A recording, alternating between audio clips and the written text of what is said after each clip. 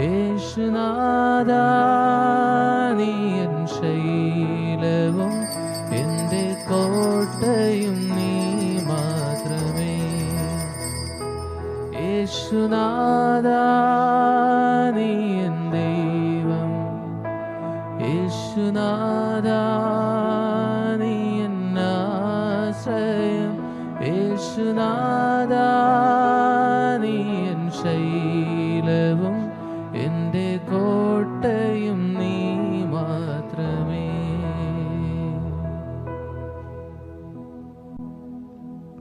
നിത്യസ്തുതിക്കും യോഗ്യമായ പരിശുദ്ധ പരമ ദിവ്യകാരുണ്യത്തിന് നിത്യസ്തുതിക്കേറ്റം യോഗ്യമായ പരിശുദ്ധ പരമ ദിവ്യകാരുണ്യത്തിന് നിത്യസ്തുതിക്കേറ്റം യോഗ്യമായ പരിശുദ്ധ പരമ ദിവ്യകാരുണ്യത്തിന് സ്നേഹമുള്ളവരെ, നാം കൃപയുടെ സമയത്തിലേക്ക് പ്രവേശിക്കുകയാണ്. പിതാവായ ദൈവം തൻ്റെ ഏകജാതനിലൂടെ നമുക്കായി വെളിപ്പെടുത്തിയ ആ വലിയ കരുണയുടെ നിമിഷങ്ങളാണ് നാം ഇപ്പോൾ അനുസ്മരിക്കുക. അന്ന് ആ കാൽവരി മലയിൽ നമുക്ക് വേണ്ടി കർത്താവ് കുരിശിൽ മരിച്ചു. നമ്മുടെ ഓരോരുത്തരെയും പാപഭാരങ്ങൾ അവിടുന്ന് കുരിശിൽ ഏറ്റെടുത്തു. ഇന്ന് ദിവ്യകാന്യനാഥന്റെ സന്നിധിയിൽ നാം ഓരോരുത്തരുമായിരിക്കുമ്പോൾ നമ്മൾ ഓരോരുത്തരെയും കർത്താവിന്റെ കരങ്ങളിലേക്ക് നമുക്ക് സമർപ്പിക്കാം. നമ്മുടെ ഓരോരുത്തരെയും ജീവിതത്തിൽ കർത്താവ് നൽകിയ ആ വലിയ അനുഗ്രഹത്തെ ഓർത്ത് നമുക്ക് പ്രത്യേകം നന്ദി അർപ്പിക്കാം. കർത്താവിന്റെ സന്നിധിയിലായിരിക്കുമ്പോൾ ഇന്നേ ദിവസം മത്തായിയുടെ സുവിശേഷം 9-ാം അധ്യായം 35 മുതൽ 38 വരെയുള്ള തിരുവചനങ്ങൾ വായിച്ച് നമുക്ക് ധ്യാനിക്കാം.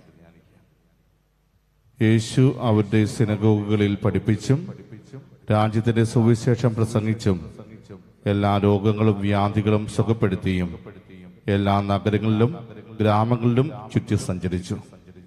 ജനക്കൂട്ടങ്ങളെ കണ്ടപ്പോൾ യേശുവിന് അവരുടെ മേൽ അനുകമ്പ തോന്നി. അവർ ഇടയനില്ലാത്ത ആടുകളെപ്പോലെ പരിഭ്രാന്തരും നിസ്സഹായരുമായിരുന്നു. അവൻ ശിഷ്യന്മാരോട് പറഞ്ഞു, വിളവ് അധികം, വേലക്കാരോ ചുരുക്കം. അതിനാൽ തന്റെ വിളഭൂമിയിലേക്ക് വേലക്കാരെ അയക്കാൻ വിളവിന്റെ നാഥനോട് പ്രാർത്ഥിക്കുവിൻ.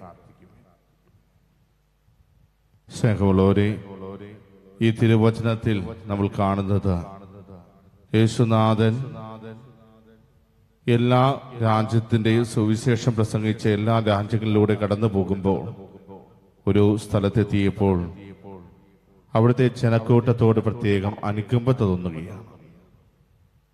ഒത്തിരിയേറെ പേരെ സുഖപ്പെടുത്തി, ഒത്തിരിയേറെ പേർക്ക് വചനം പങ്കുവച്ചു. ഇതാ ഈ ഒരു സ്ഥലത്തെത്തിയപ്പോൾ ആ ജനക്കൂട്ടത്തോട് പ്രത്യേകമായൊരു അനുകമ്പ കർത്താവിന് തോന്നി. കാരണം അവർക്ക് നയിക്കുവാൻ ഫരിസേയരുണ്ട്, നിയമജരുണ്ട്. പക്ഷേ ആ ജനക്കൂട്ടത്തെ അവർ കൃത്യമായി പരിഗണിച്ചിരുന്നു എന്നൊരു സംശയം യേശുവിന് ഉണ്ടായി എന്ന് വേണം നമുക്ക് കരുതുവാൻ. കാരണം വചനം പറയുന്നത് അവർ ഇടയനില്ലാത്ത ആടുകളെ പോലെ പരിഭ്രാന്തരും നിസ്സഹായരുമായിരുന്നു.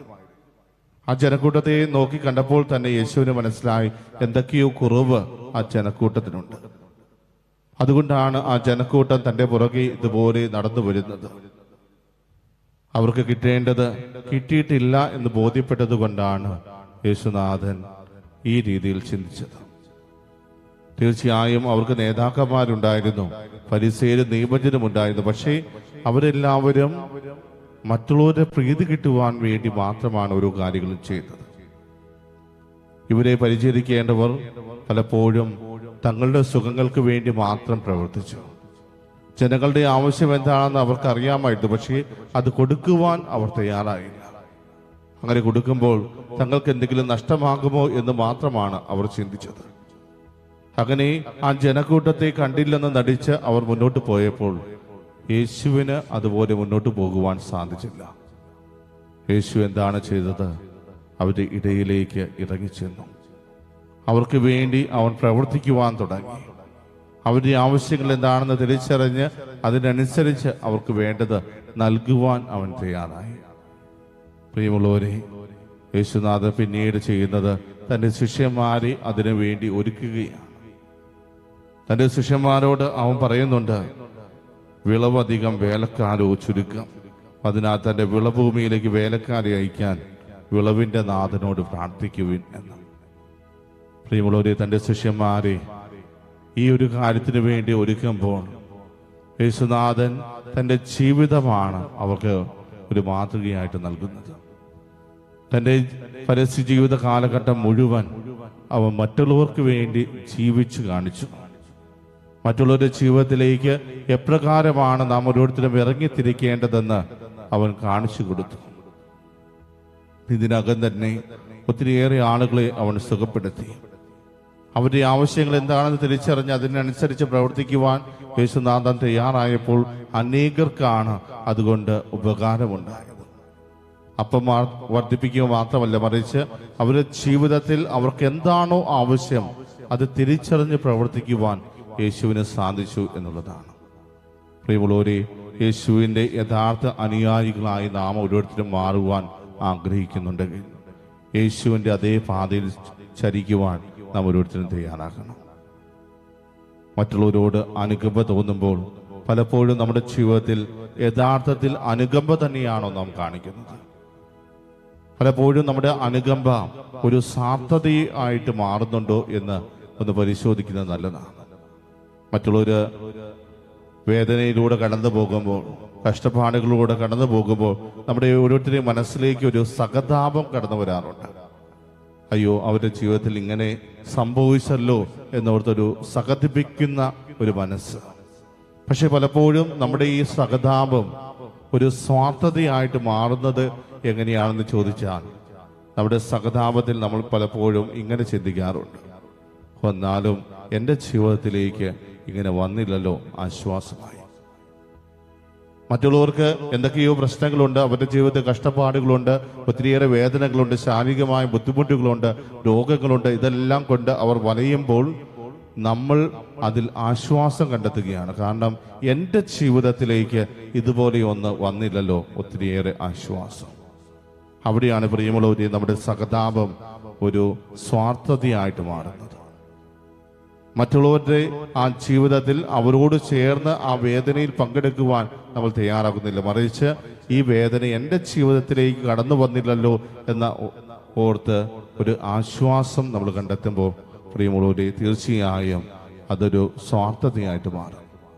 അതേസമയം മറ്റുള്ളവരുടെ വേദന തിരിച്ചറിഞ്ഞ് അവനോടൊപ്പം ആയിരുന്നു കൊണ്ട് അവന്റെ സ്ഥാനത്ത് നമ്മളെ തന്നെ കണ്ടുകൊണ്ട് നമ്മളെ കൊണ്ട് ചെയ്യാവുന്നത് നമ്മൾ ചെയ്തു കൊടുക്കുമ്പോൾ അപ്പോഴാണ് അത് യഥാർത്ഥത്തിൽ അനുകമ്പയായിട്ട് മാറുക. യേശുവിന് ആ ജനത്തിന്റെ സ്ഥാനത്തേക്ക് ഇറങ്ങി ചെല്ലുവാൻ സാധിച്ചു. അതുകൊണ്ടാണ് കാൽവരി മലയിൽ നമ്മുടെ ഓരോരുത്തരെയും പാപഭാരങ്ങൾ അവൻ ഏറ്റെടുത്തത്. അല്ലെങ്കിൽ നമ്മുടെ പാപാവസ്ഥയോർത്ത് ജസ്റ്റ് ഒന്ന് സഹതപിച്ച് കടന്നുപോയാൽ മാത്രം മതിയായിരുന്നു. പക്ഷേ അവന് യഥാർത്ഥമായ ഒരു അനുകമ്പ തോന്നിയത് എപ്പോഴാണ്? അവൻ നമ്മുടെ ഓരോരുത്തരെയും സ്ഥാനത്തേക്ക് ഇറങ്ങി വന്നപ്പോൾ, ദൈവപുത്രൻ എന്ന സ്ഥാനത്ത് നിന്നും മനുഷ്യനായി അവൻ അവതരിച്ചപ്പോൾ, മനുഷ്യന്റെ ഇടയിൽ മനുഷ്യനായി നിന്നുകൊണ്ട് നമ്മൾ കടന്നു പോകുന്നത് എന്താണെന്ന് തിരിച്ചറിയുവാൻ അവന് സാധിച്ചത് കൊണ്ടാണ് നമ്മുടെ ഓരോരുത്തരെയും പാപഭാരങ്ങൾ കാൽവരി മലയിൽ അവൻ ഏറ്റെടുത്തത്. പ്രിയമുള്ളവരെ, ഇവിടെയാണ് ദൈവത്തിന്റെ യഥാർത്ഥ സ്നേഹം നമ്മൾ തിരിച്ചറിയുക. നമ്മളെ കൊണ്ട് വീണ്ടും കർത്താവിലേക്ക് തിരിച്ചു വരുവാൻ സാധിക്കില്ല എന്ന് തിരിച്ചറിഞ്ഞപ്പോൾ പിതാവായ ദൈവം എന്താണ് ചെയ്തത്? തൻ്റെ പുത്രനെ തന്നെ ഈ ലോകത്തിലേക്ക് അയച്ചു. തൻ്റെ പുത്രനെ തന്നെ ഈ ലോകത്തിലേക്ക് അയച്ചപ്പോൾ പിതാവായ ദൈവത്തിന് പൂർണ്ണമായ ബോധ്യമുണ്ടായിരുന്നു അവന് സംഭവിക്കാൻ പോകുന്നത് എന്താണ്. പക്ഷേ അതിനപ്പുറം പിതാവായ ദൈവം കണ്ടത് എന്താണ്? തൻ്റെ പുത്രനിലൂടെ ലഭിക്കാൻ പോകുന്ന വലിയ വിളവാണ് അവൻ കണ്ടത്.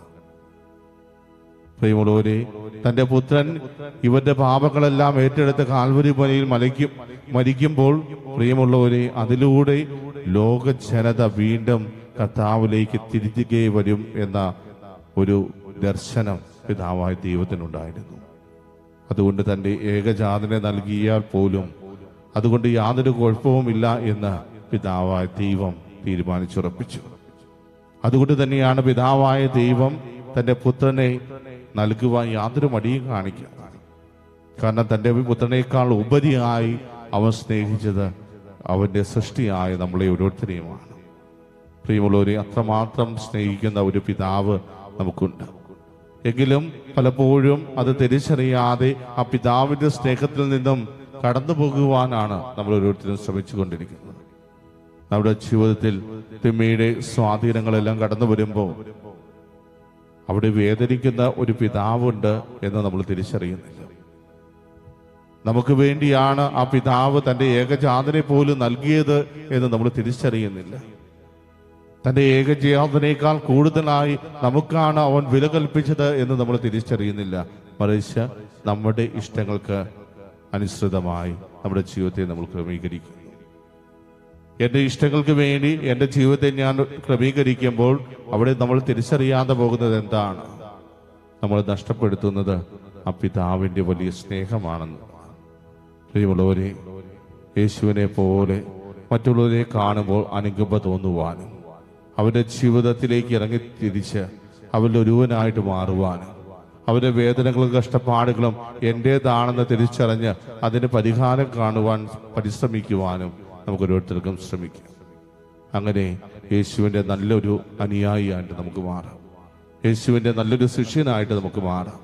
യേശുവിനെ നമ്മുടെ ജീവിതത്തിലൂടെ മറ്റുള്ളവർക്ക് പകർന്നു കൊടുക്കുന്ന ഒരു വ്യക്തിയായിട്ട് മാറാം. യേശുവിനെ പോലെ നമ്മൾ പ്രവർത്തിച്ചു തുടങ്ങുമ്പോൾ നമ്മളെ കാണുന്ന, നമ്മളെ ദർശിക്കുന്ന ഓരോ വ്യക്തികൾക്കും പറയുവാൻ സാധിക്കണം, ഇവൻ യഥാർത്ഥത്തിൽ യേശുവിൻ്റെ ശിഷ്യനാണ്.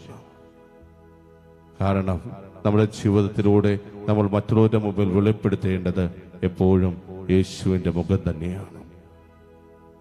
യേശുവിൻ്റെ മുഖം നമ്മുടെ ജീവിതത്തിലൂടെ മറ്റുള്ളവർക്ക് വെളിപ്പെടുത്തി കൊടുക്കുവാൻ നമുക്ക് സാധിക്കണമെങ്കിൽ യേശുവിൻ്റെ മനോഭാവം നമ്മുടെ ജീവിതത്തിൽ നാം ഏറ്റെടുക്കണം. 3 വർഷത്തെ പരസ്യ ജീവിതത്തിന് വേണ്ടി 30 വർഷത്തെ ഒരുക്കം. ആ 30 വർഷവും ഈ 3 വർഷം ഞാൻ എന്താണ് ചെയ്യേണ്ടത് എന്ന് തിരിച്ചറിയുവാനുള്ള ഒരു പരിശ്രമമായിരുന്നു. തൻ്റെ പിതാവ് തന്നെ ഏൽപ്പിച്ചിരിക്കുന്ന ആ ദൗത്യം അതിൻ്റെ പരിപൂർണതയിൽ പൂർത്തീകരിക്കുവാൻ ഞാൻ എന്താണ് ചെയ്യേണ്ടത് എന്ന് തിരിച്ചറിയുവാനുള്ള ഒരു ഒരുക്കം. അങ്ങനെ ഒരുക്കത്തോടെയുള്ള ഒരു ജീവിതമാണ് യേശു നയിച്ചത്. എങ്കിൽ പ്രിയമുള്ളവരെ, അവൻ്റെ മുഖമാകുവാൻ പരിശ്രമിക്കുന്ന നാം ഓരോരുത്തരും എത്രമാത്രം ഒരുങ്ങണം. നമ്മുടെ ജീവിതത്തിൽ ചെറിയൊരു ഒരുക്കം കൊണ്ട് മാത്രം അവസാനിപ്പിക്കാൻ പറ്റുന്ന ഒന്നല്ല, മറിച്ച് നമ്മുടെ ജീവിതം തന്നെ ഒരു ഒരുക്കമാക്കി മാറ്റിയാൽ മാത്രമാണ് യേശുവിൻ്റെ മുഖത്തെ നമ്മുടെ ജീവിതത്തിൽ വെളിപ്പെടുത്തുവാൻ നമുക്ക് സാധിക്കുകയുള്ളൂ. ഇന്ന് ഈ തിരുമണിക്കൂറിൽ നാം ആയിരിക്കുമ്പോൾ നമുക്ക് അതിനുവേണ്ടി പ്രത്യേകം പരിശ്രമിക്കാം. ഈശോയെ, എൻ്റെ ജീവിതത്തിലൂടെ അങ്ങയുടെ മുഖം മറ്റുള്ളവർക്ക് വെളിപ്പെടുത്തി കൊടുക്കുവാൻ വേണ്ട കൃപ തരണമേ എന്ന് നമുക്ക് ആത്മാർത്ഥമായിട്ട് പ്രാർത്ഥിക്കാം. നമ്മളെ ഓരോരുത്തരെയും അനുഗ്രഹിച്ച നല്ലവനായ തമ്പുരാന് നമുക്ക് നന്ദി അർപ്പിക്കാം. നമ്മൾ സുവിശേഷത്തിൽ വായിച്ചത് കേട്ടതുപോലെ ഈശോയ്ക്ക് എപ്രകാരമാണോ ആ ജനക്കൂട്ടത്തോട് അനുകമ്പ തോന്നിയത്, അതുപോലെ നമ്മുടെ ചുറ്റുപാടുമുള്ള വ്യക്തികളോട് അനുകമ്പ തോന്നുവാൻ ഞങ്ങളെ ഓരോരുത്തരെയും പഠിപ്പിക്കണമേ എന്ന് നമുക്ക് ആത്മാർത്ഥമായിട്ട് പ്രാർത്ഥിക്കാം. വെറുമൊരു സഹതാപത്തിൽ ഒതുങ്ങുന്നതല്ലാതെ സ്നേഹത്തിൽ അധിഷ്ഠിതമായ അവരുടെ ജീവിതത്തിലേക്ക് ഇറങ്ങിച്ചെല്ലുന്ന ഒരു സ്നേഹമായിരിക്കട്ടെ നമ്മുടേത്. കർത്താവ് നമ്മളെ കാണിച്ചു തന്നതുപോലെ അവരുടെ ഓരോരുത്തരെയും ജീവിതത്തിലേക്ക് ഇറങ്ങിച്ചെല്ലുവാൻ നമുക്ക് ഓരോരുത്തർക്കും പരിശ്രമിക്കാം. ഈശോയുടെ ഒരു ഉത്തമ ശിഷ്യനായിക്കൊണ്ട് ഈശോയുടെ മുഖം മറ്റുള്ളവരുടെ മുമ്പിൽ വെളിപ്പെടുത്തുന്നവരായിട്ട് നമുക്ക് ഓരോരുത്തർക്കും മാറാം. ആ ഒരു കൃപ കർത്താവിൻ്റെ കരങ്ങളിൽ നിന്ന് യാചിച്ചുകൊണ്ട് കർത്താവിൻ്റെ ആശീർവാദം നമുക്ക് ഏറ്റുവാങ്ങാം.